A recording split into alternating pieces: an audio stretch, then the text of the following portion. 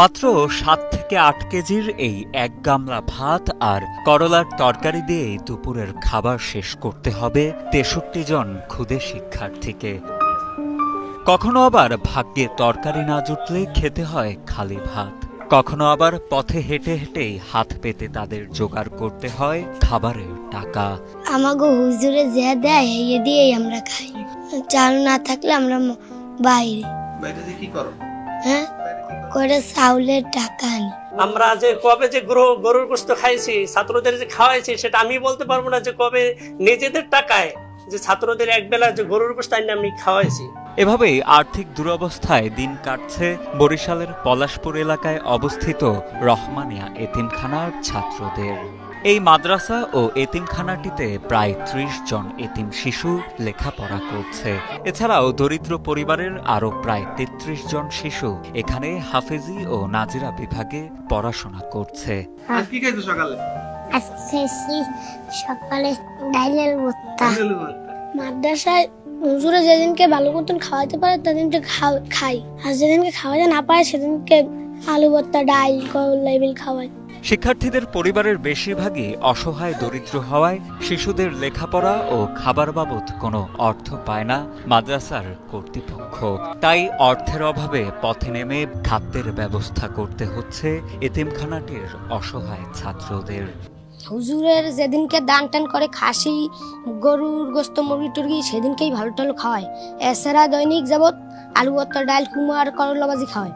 তো আমার এখানে প্রায় 3 বেলায় 250 ছাত্র খায়। 3 বেলায় 25 কেজি চাল লাগে, আর লাকড়িতে পাক করা হয়, যেহেতু 3 বেলায় তো গ্যাসে পাক করা সম্ভব না, বা অনেক সময় লাকড়ি থাকে না। এই লাকড়ি না থাকায় অনেক সময় সকালবেলা চিড়া মুড়ি এইটা ছাত্রদের আমাদের খাওয়াইতে হয়। প্রতিষ্ঠানটির শিক্ষকদের ভাষ্য, অর্থের অভাবে খুবই খারাপ অবস্থায় দিন কাটছে মাদ্রাসার ছাত্রদের।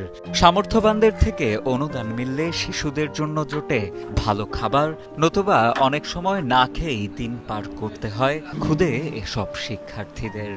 যেদিন টাকা টোকা না থাকে, চাল ডাল না থাকে, সেদিন একটু বাইরে বড় ভাই না ওই মাদ্রাসার নাম কইয়া নিয়ে এরপর আমরা বাজার করে খাই।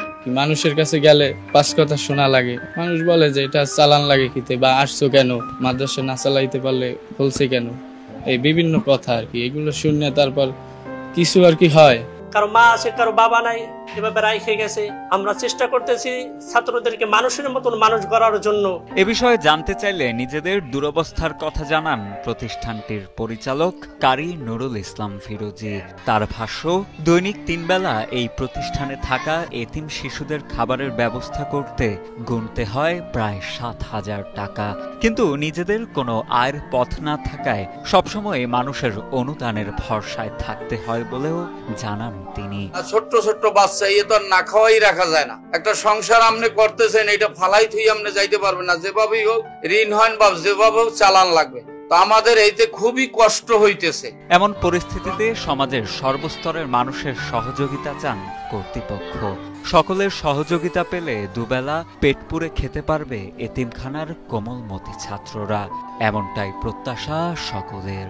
এখানে গুচ্ছ গ্রামে মাদ্রাসা গরিব এলাকায় ছাত্ররা খাবারের কোনো টাকা দিতে পারে না। আমি আপনাদেরকে দাওয়াত জানাইতেছি, আপনারা আসেন, দেখেন, প্লাস আপনারা এখানে এসে দেখেন, এলাকায় যারা রয়েছে তাদের সাথে কথা বলেন, তো আপনারা পেয়ে যাবেন যে এখানে ছাত্ররা খাবারের কোনো টাকা দিতে পারে না। আমাদের এখানে খুবই কষ্ট হইতেছে।